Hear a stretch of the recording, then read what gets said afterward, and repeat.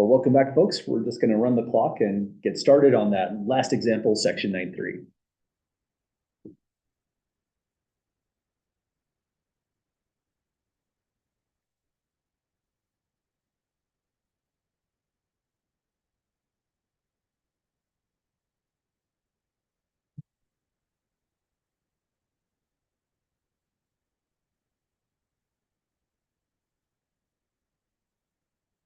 Well, we can start officially. Welcome back, everyone. So we're about to finish off week 7. Nothing high stress on midterms week, but we'll have our exam right after. And so far with where we're at in the class, we're about to finish off last example in section 9.3. And then we'll move into the last section that we'll cover in chapter 9 on linear equations next. I have the due date on this one, October 14th, since I'm thinking we'll probably finish this section off when we come back Monday next week. But we'll see where it all ends up. For the stuff we put over here, that was just some random doodles, but this is chapter 11 that we're going to be getting into. So you know it kind of is relevant. Chapter 11 is this chapter on sequences and series, Taylor series, Maclaurin series, all sorts of weird stuff goes on in chapter 11. And we're going to launch into chapter 11 right after chapter 9. That way we're doing probably the hardest section or hardest chapter in Calculus 2 by a lot of people's figuring before we get to the very end of the semester. We'll double back to chapter 10 on the last part of the course, but that does make sense since chapter 10 connects with Calculus 3 for those going on to the third course in the sequence. So that's our announcement so far. And if we look further into the future, we have our second exam coming Monday, October 14th. And I should have information posted here very shortly. I'll start working on that on Friday. And by Saturday at the very latest, I'd say, you should have your review material posted down below here. Well, any questions whatsoever, folks, before we get started today?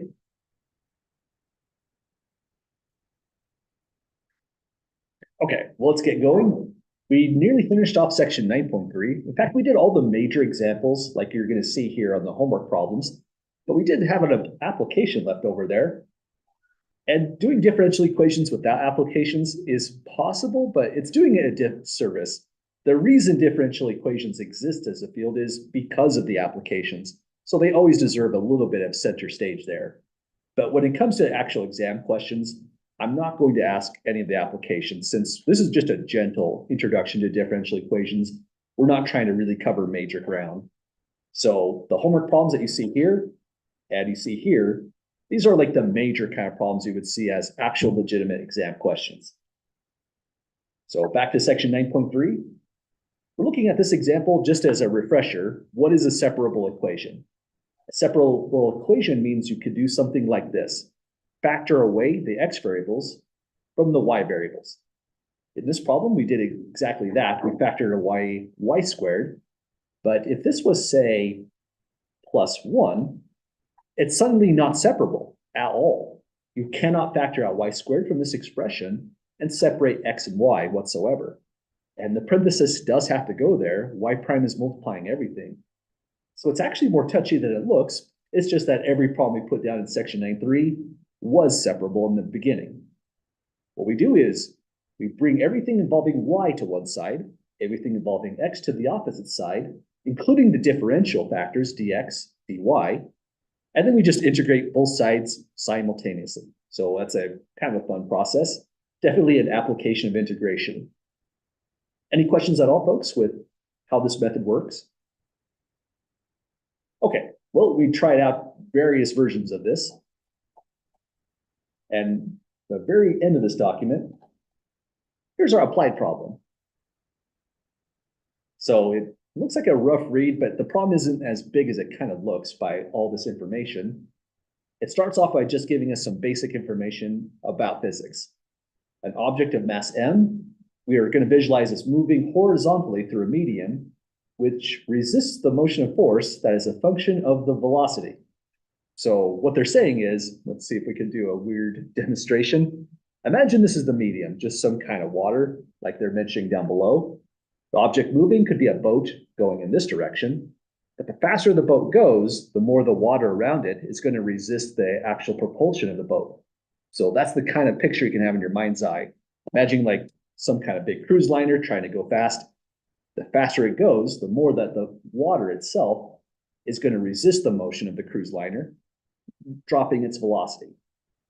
So looking at this again, it says a force that is a function of velocity. Well, force is always mass times acceleration. So we had that equation there. Acceleration, this part right here, is the second derivative of the position function. So d2s means second derivative. S is representing the position. So acceleration just turns into d2s, dt2, second derivative of position. But you could also say the second derivative of the position function is just the first derivative of velocity, where v equals v of t represents velocity. So if you differentiate the position function, you get velocity, differentiate it again, as we see here, and that's still just acceleration. Everything highlighted yellow there, except for this one, is just talking about acceleration three different ways: the symbol, the second derivative, or the first derivative. So force is mass times acceleration, but they're saying that there's a new function, f of t, which is going to resist the motion of our object. So let's look at that f of v again.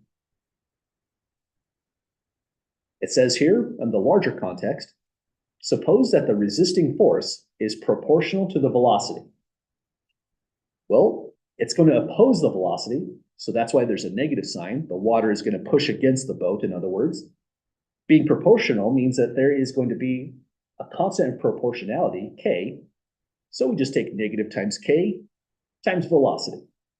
So that's what our f of v is going to turn into. It says determine v at any time t, but now we have an equation that can go like this. If we're trying to solve for velocity, we would take that portion right there and write out mass times dv dt equals negative k v. Or what I've done is just plugged in place of f of v, that function there they supplied for us with an extra context. So this is just really a big write-up, like a kind of a tour of some of the things that we've done in this course and in Calculus 1. But then it just devolves down to that. Our goal is to solve that equation there. Any questions at all with the write-up or getting down to that equation? Okay, well, let's take a look at our variables then. We have v here on the right, and let's stick with this color coding. We have v here on the right, but v is also on the left, which means we need to divide v from both sides. Also, we need to multiply dt out of the denominator, so it's going to emerge on the right. So on our first step, we can have m right where it is, divide by v, so times 1 over v, clears it off from the right-hand side, leaves a 1 over v on the left, times dv. Then all that's left on the right is a negative k. But we're multiplying both sides by dt, so dt emerges on the right as well. So that's our rearrangement. All I've really done is, if you like arrows, you can visualize it this way. dt ended up here, and v ended up in the denominator there. So 1 over v and dt. Once we get here, we're in good shape because we've separated the equation. The very next step is to integrate the left-hand side immediately. And that's a sensible statement. It's a constant, the mass, which is non-zero, 1 over v times dv. If there's a mismatch on variables, then we separated them incorrectly. But we're okay on this side. Over here, k is just a positive constant. So maybe it's like 5.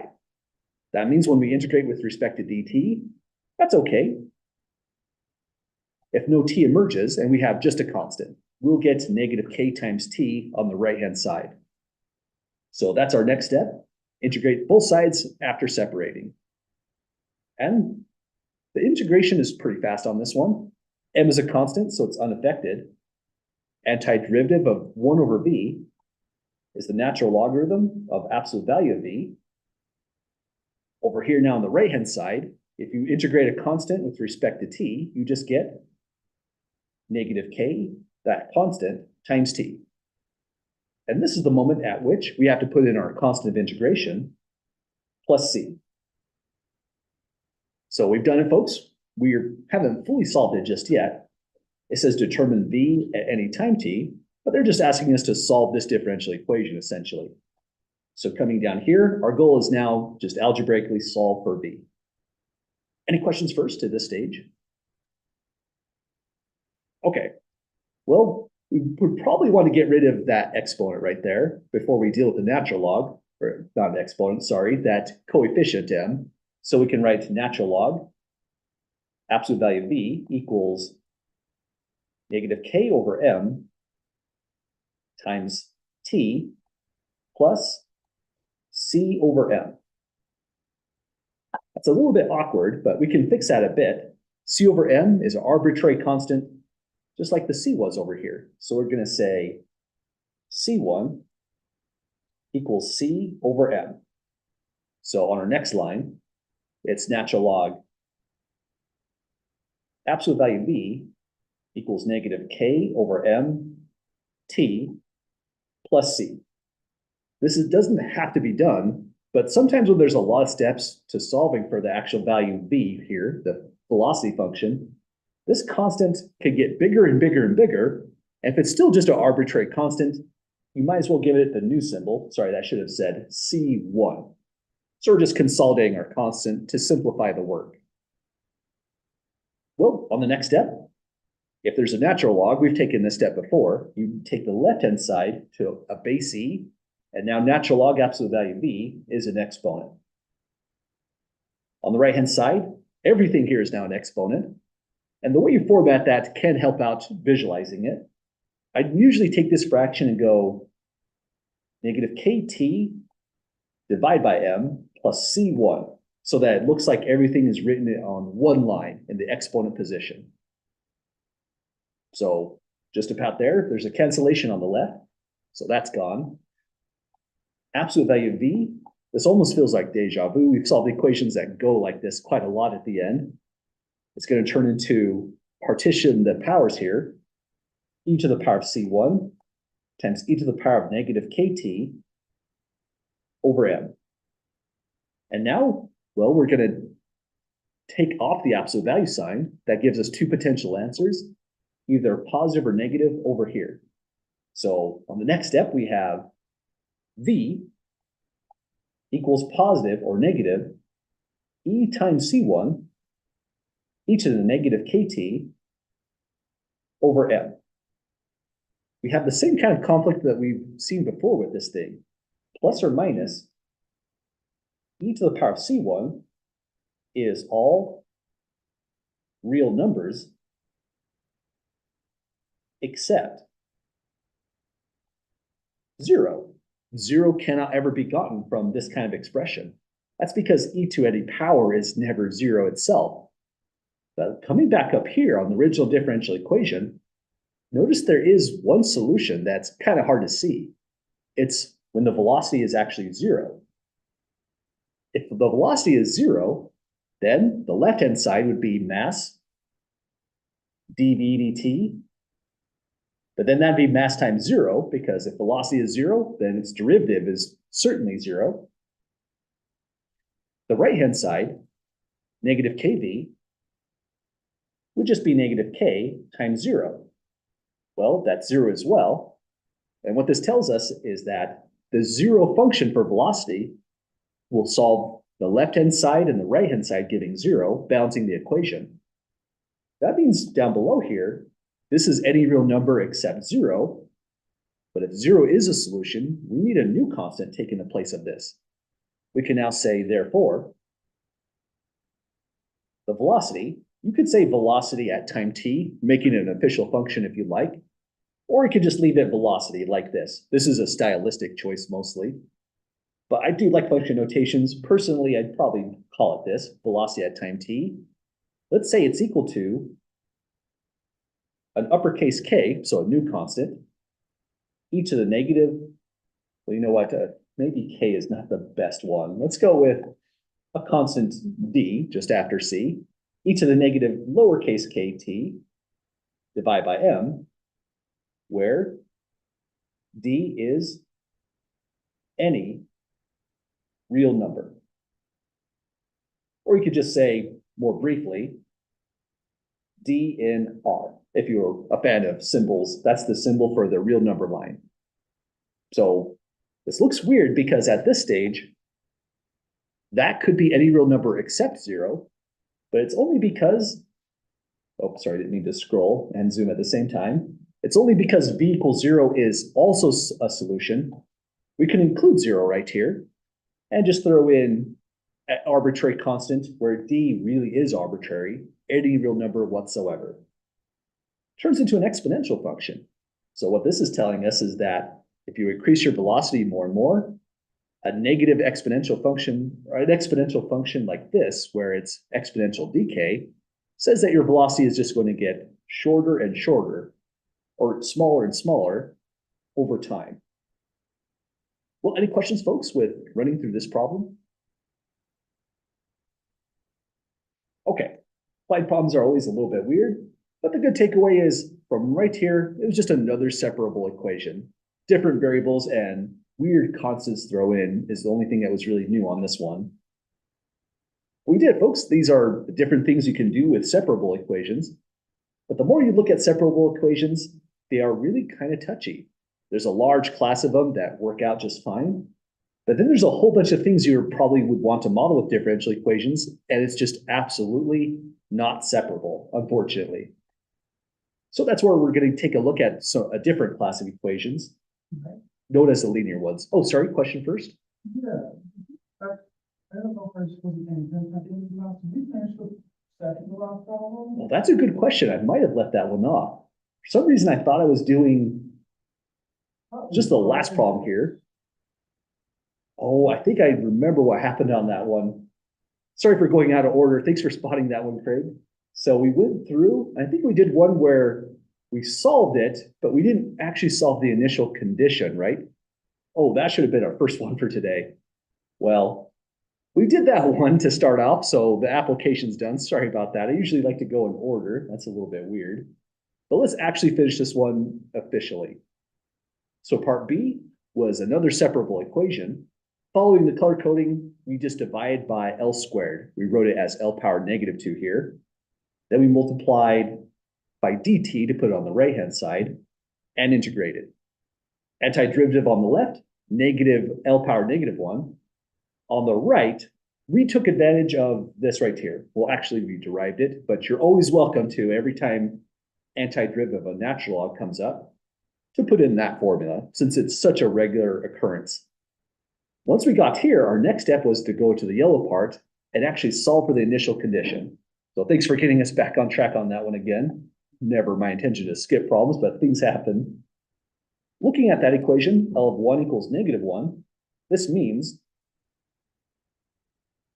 when the independent variable, that's t, we can identify from Leibniz notation, equals 1, the dependent variable, that's L, would be equal to -1. So we go inside here and plug in those values. So on the left-hand side, we get -1 to power -1. That's just a positive one altogether. There's really not 3 negative signs. That's an exponent. Equals k times. Here we're going to plug in 1 times natural log 1 minus 1 plus a constant. The natural logarithm of 1 is a 0, so that part goes away, and we just get +1 on the left equals k times 0 minus 1 plus a constant. So almost there. 1 is then equal to -k plus a constant. And finally, just add k to both sides. 1 plus k is our constant of integration, c from right here. So following the color coding, we'll plug in 1 plus k into that location. And that just came from the initial condition from right here. So let's say next, I'll use the double right arrow to say the work right here implies that this part, which we can now write as -1 over L, is equal to k t natural log t minus t plus, it goes in the constant, 1 plus k. So just about there, we still have to fully solve the equation. But any questions so far, folks, to that stage?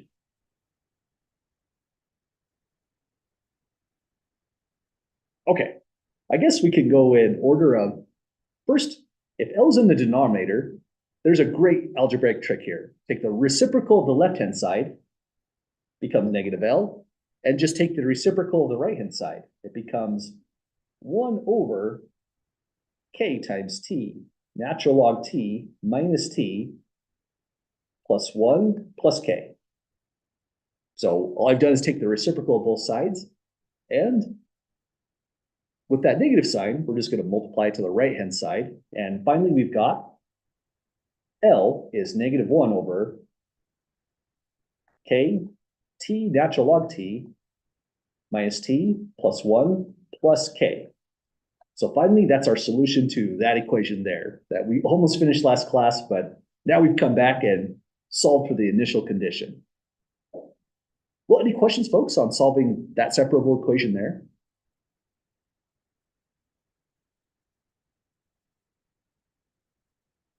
Okay, I think at this stage, we've officially completed the separable equation section.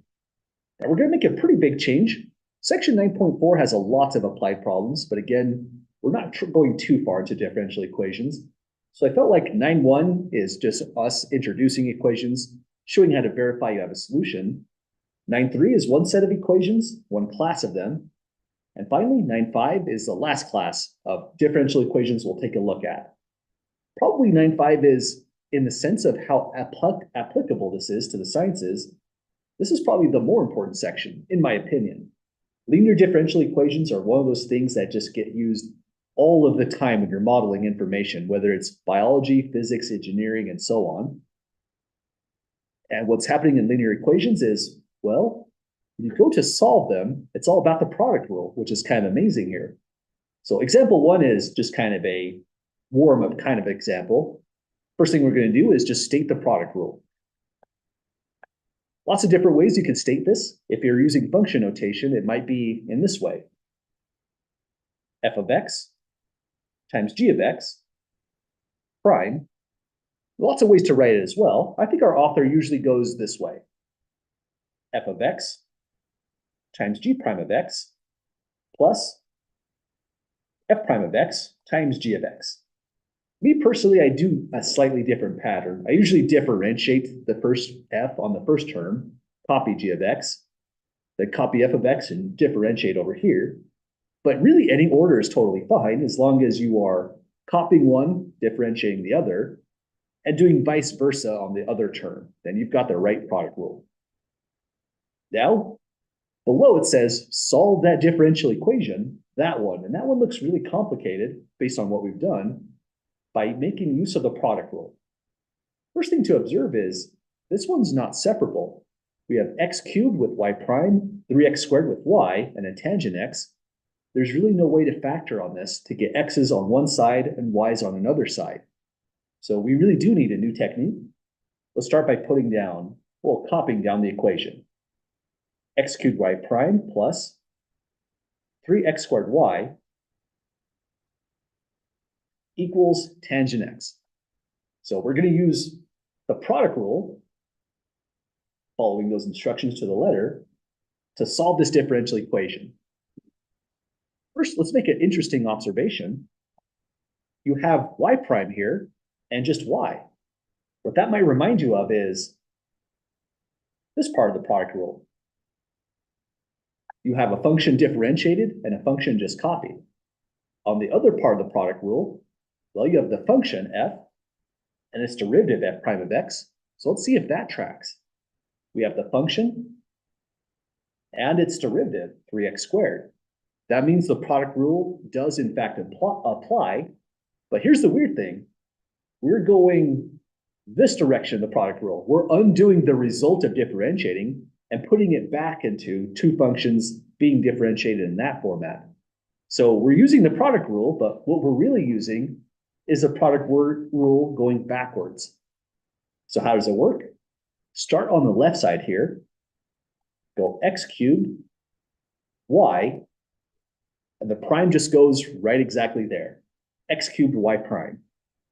And just visualizing this, if you took that derivative and you followed these instructions up here into the letter, you'd be first differentiating y, copying an x cubed, so that tracks. Then on the next term, you would differentiate x cubed, and there it is, 3x squared. Then you would copy just y. So we really have the right thing on this step. And it's a pretty abnormal step, I'd say. Let's give it a little bit of space and then write tangent x. First, any questions at all, folks, with what we wrote right here?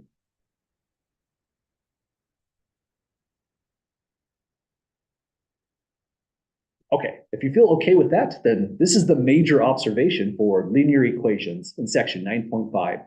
Our ultimate goal is to always do that, unwind the product rule. If you can do that, then on the left-hand side, you would integrate with respect to x, and on the right-hand side, integrate with respect to x again. One of those derivatives is super easy. This was, in fact, kind of our warm-up problems the first day of class. We were looking at weird integrals because they were just kind of review problems, get everyone on the same page kind of problems, but also because they come up. Any volunteers for what the answer is if we find the antiderivative of the derivative of x cubed y? Yeah.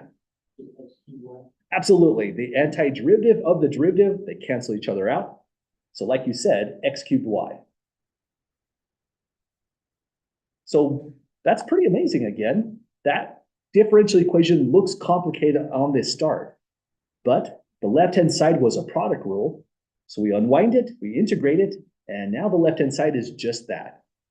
We're on our way with this one.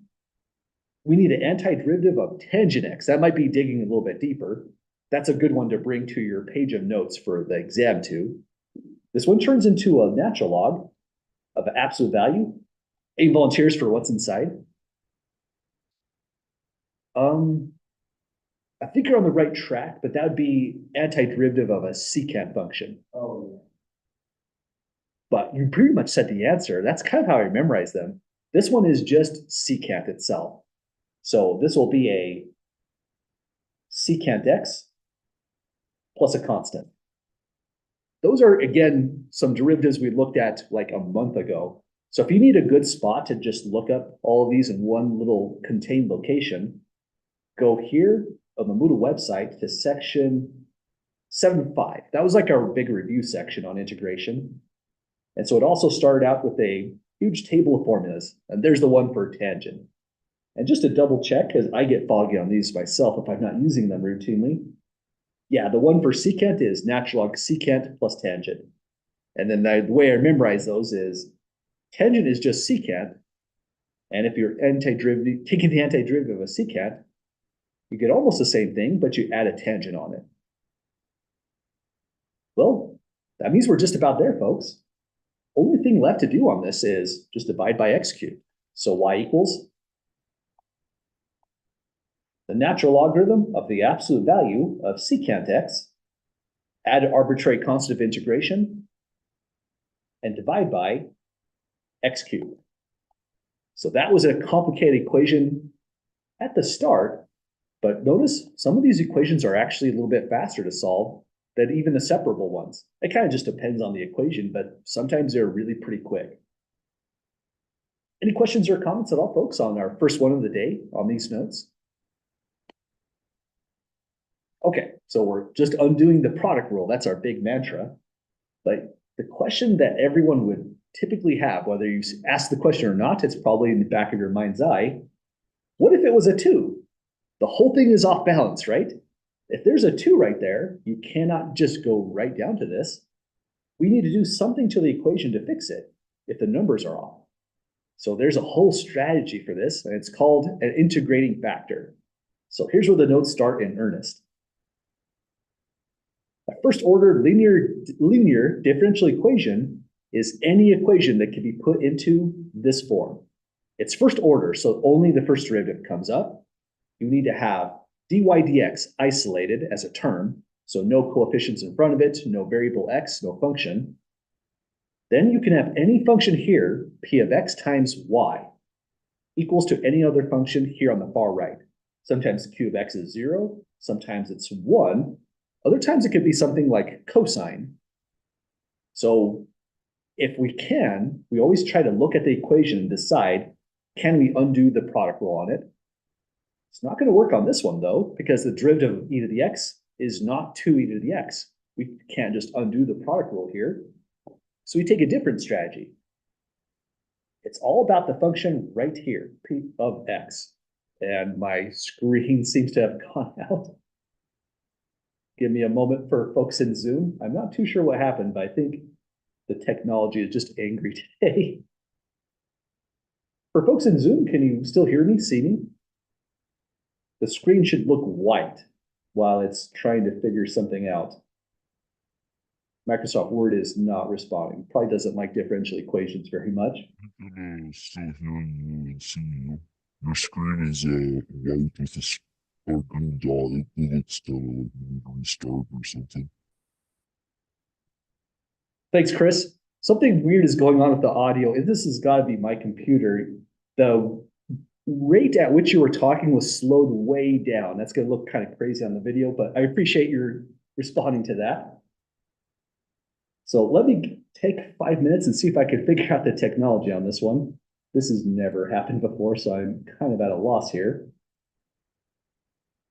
So Microsoft Word is definitely not happy. Let's figure out where that is. Okay, so with that gone, hopefully the computer's running better. Looks like it is. How about now? Are you able to hear me, see me okay at the moment, folks? Any volunteers over Zoom for doing a mic check? No, we can hear you and see. Okay, sounds like we're pretty much okay. Again, weird audio issue. Not too sure what's causing it, Chris, but your voice is coming out like slowed down, so it sounds like really, really deep. It's got to be a technology issue on my end. If it's necessary though, don't hesitate to use the chat if I'm missing anything that you were saying. But let's see if we can get this started up again. Definitely a weird adventure. Just to clear stuff out, let me undo the share here. Maybe that'll help. Redo it. That does not stop the recording, so that's helpful for us. And let's see how much Microsoft remembered. Nothing at all. I'll come back to these notes and fill it out again. And we were right here before Microsoft got really, really angry at us.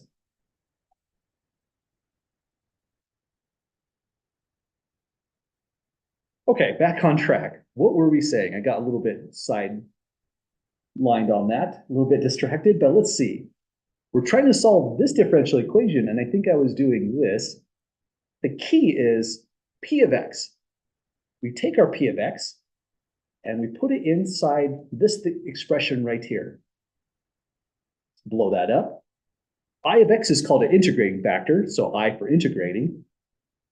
And notice the format of that. That is really pretty bizarre.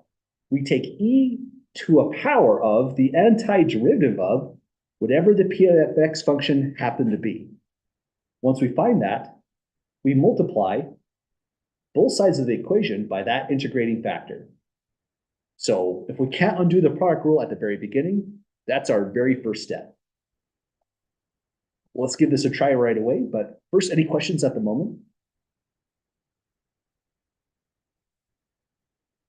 Okay, so, well, when it says to solve this differential equation, again, we can't undo the product rule, but the next thing is we need to take our equation, and that involves an A, I think, equation, and write it in that form. So we don't know what p of x is until we clear out whatever coefficient might be in front of the derivative. So our first step on this one is divide by e to the x. We'll get dy dx plus 2y equals 1 divided by e to the x, or e to the power of negative x. Sometimes it's more simple to write down if we're about to integrate it. So all I've done is divided all terms, both sides of the equation, by e to the x. Having done that, it exhibits the p of x function is just the constant 2. So what do we do with that? We feed it right here into the integrating factor. So I usually write out this, I of x, just to remind me what I'm calculating, is e to the power of the antiderivative of p of x dx. So this turns into e to the power of the antiderivative of just 2 dx. In this exponent position, antiderivative of 2 is just going to be 2 times x. So our integrating factor is e to the power 2x. So what do we do with that? Following the yellow highlighting, we take e to the 2x and multiply both sides of the equation by that integrating factor. So let's see what that looks like next. We'll have on the left, e to the 2x is multiplying dy dx plus 2 e to the 2x is multiplying y equals e to the 2x multiplying e to the negative x. So here's where we're going to see, are we on the right track or not? There's a really good check on this. If you differentiate e to the 2x, we had better get 2 e to the 2x.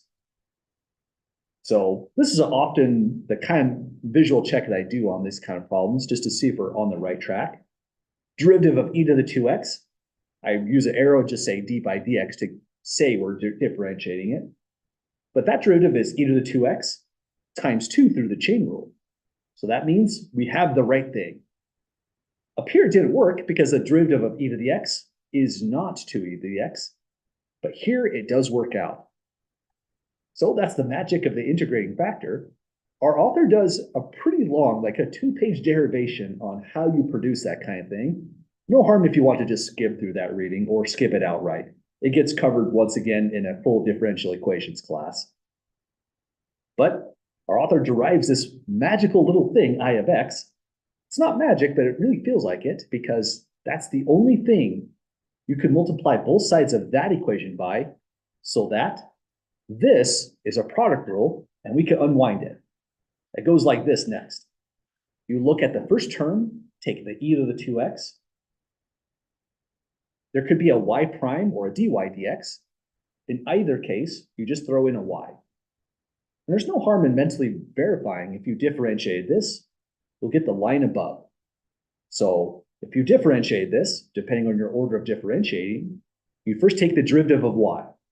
There it is, dy dx, and you'd copy e to the 2x. Next term in the product rule, you would copy y, so there it is. And once again, we know the derivative of e to the 2x is 2e to the 2x. So the integrating factor is the one thing you can multiply this equation by so that it's a product rule at this stage.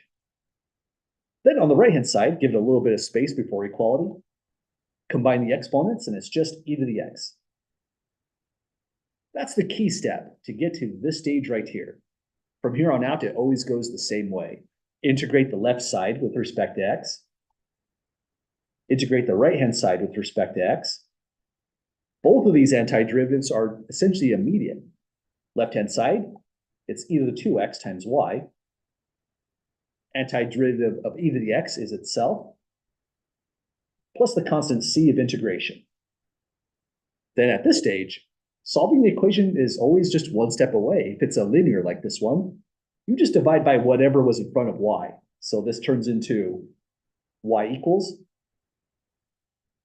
e to the x plus a constant, divide by e to the 2x. There's a lot of different ways you can format your answer, but I'm not too worried about anything fancy algebraically. As long as everything's simplified, all like terms are combined, something like this is just fine. Sometimes the author does something like this. E to the negative x plus e to the negative 2x times a constant.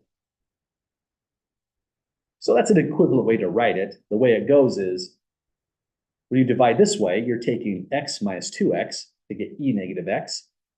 And then when it gets divided this way,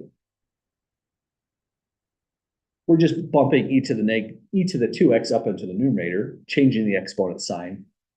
I mention all that because this is a perfectly good stopping point. But when you're checking the back of the book for the answers, it's often that kind of format. It's just a safe space vertically, so they can cram in a lot of answers on one line. Any questions or comments, folks, whatsoever on that equation there?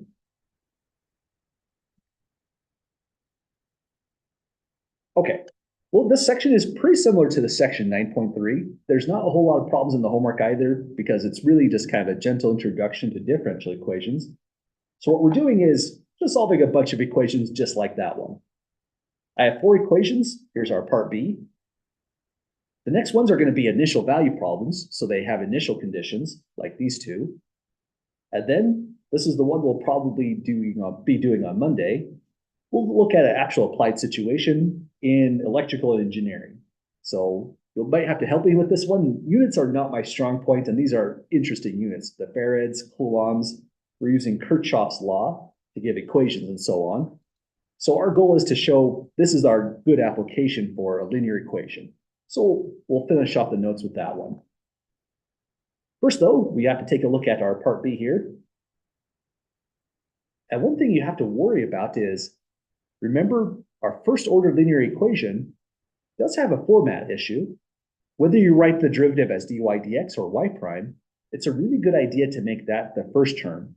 So let's start by just organizing this thing.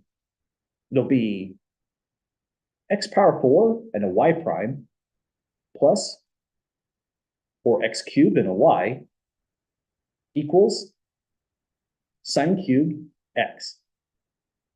So I didn't do anything to this other than just change the formatting, but it's a really good idea to make sure your derivative is the first term like we mentioned. Then we do a check on this. If you take the derivative with respect to x on x power 4, we want to see if we really get 4x cubed. We certainly do by the power rule. That means on this problem, an integrating factor, let's put a check there to convey that's the right derivative. And this tells us that an integrating factor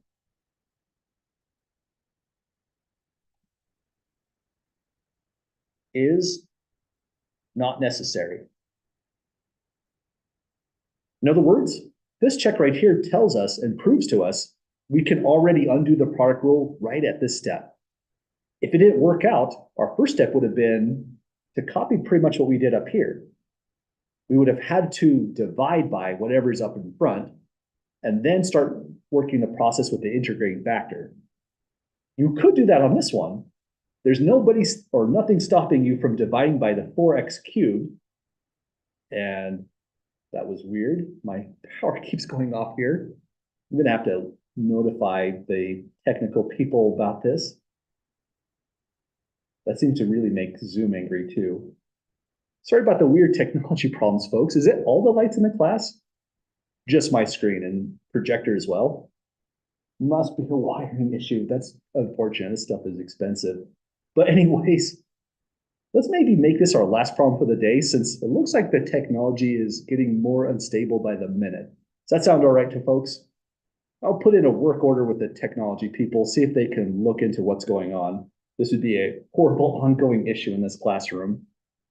But getting back on our train of thought with this one, let me undo the share here just to make sure Zoom is working correctly. And for the folks out in Zoom, let me just ask once more. We had another weird crash with my screen and the projector.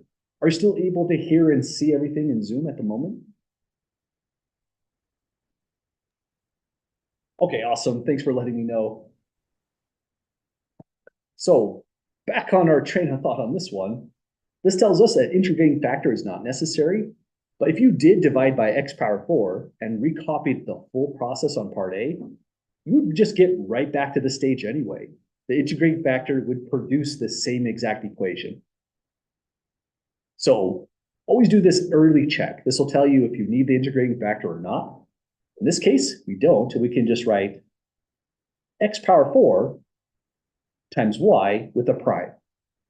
Essentially, the way this goes is you're writing down this whole equation here, but the prime goes on the outside, affecting both of the functions now, the power 4 function and the y function.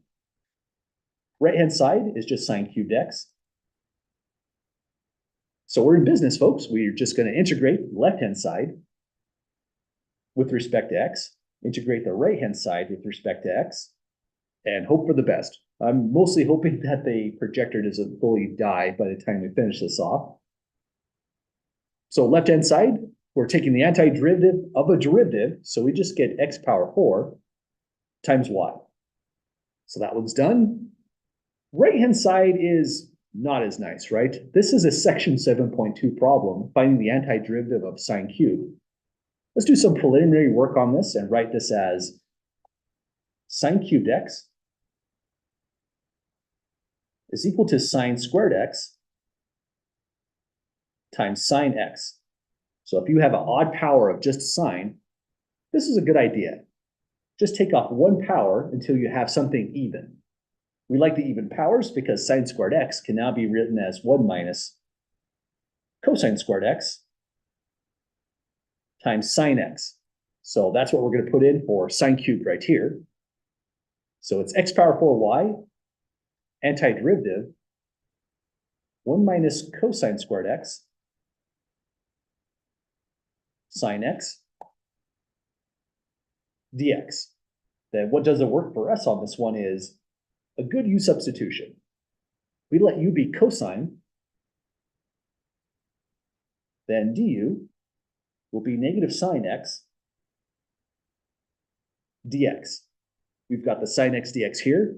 Up to you how you like to handle the negative sign. I usually just move it to the left along with du. So that negative du is sine x dx. So coming back over here with our section 7.2 analysis, the trigonometric integral, this is going to turn into a u squared for a cosine squared. And all of this right here, sine x dx, is now negative du. So that can happen in our homework as well. Watch out for things like, say, integration by parts can come up, trigonometric integrals like this one can come up. I don't think I asked any problem where a trigonometric substitution 7.3 came up. It's going to be more of these kinds of things like this, maybe integration by parts.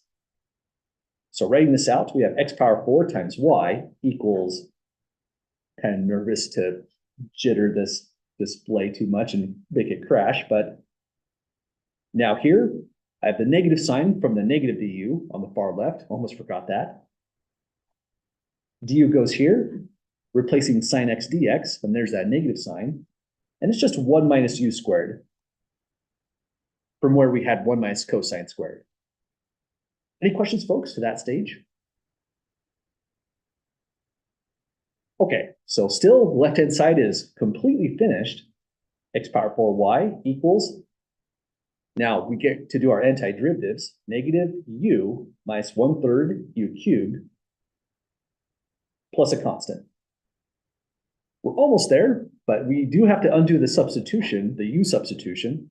So in place of u, throw in a cosine x. So x power 4 times y equals negative cosine x minus 1/3 cosine cubed of x plus a constant. And final step, folks, we're making it, even with the broken looking technology, we can say y equals, divide by x power 4, we have negative cosine x minus 1/3 cosine cubed x plus the constant of integration, all of which is divided by x to the power 4. So that's how that one finally finishes off. Really, the only thing that was annoying about this problem was a trigonometric integral from section 7.2 just popping out of nowhere. If that was just sine x, it would have been a faster problem for sure. Well, any last questions, folks, on this one here? Okay, let me save the notes right here. And we have more problems we definitely want to get through. We have 2 initial value problems and the applied problem. But I think this is a good stopping point for us today. We're ending way early this time, about 17 minutes. But that's because I'm a little bit nervous that there is a big issue with our projector or the monitor, or there's a connection that runs through the ground, throughout the wall up there. One of those wires must be pulled. And probably what's going on here is, this is a desk that goes up and down. bet you something is pinched down there. It's causing a bad connection. So I'll have the tech people look into that. Hopefully it'll be fixed by Monday so we don't have these weird issues. Sorry about that to the folks in Zoom especially. That's gotta look weird on the video, how that kind of glitched out. Well, if you have any other questions, folks, I'll be happy to help out. Otherwise, we'll end early because of technology reasons. Have a great weekend, folks. We'll see you all on Monday's class. Definitely gonna put a post-it note for this thing to send to the facilities director.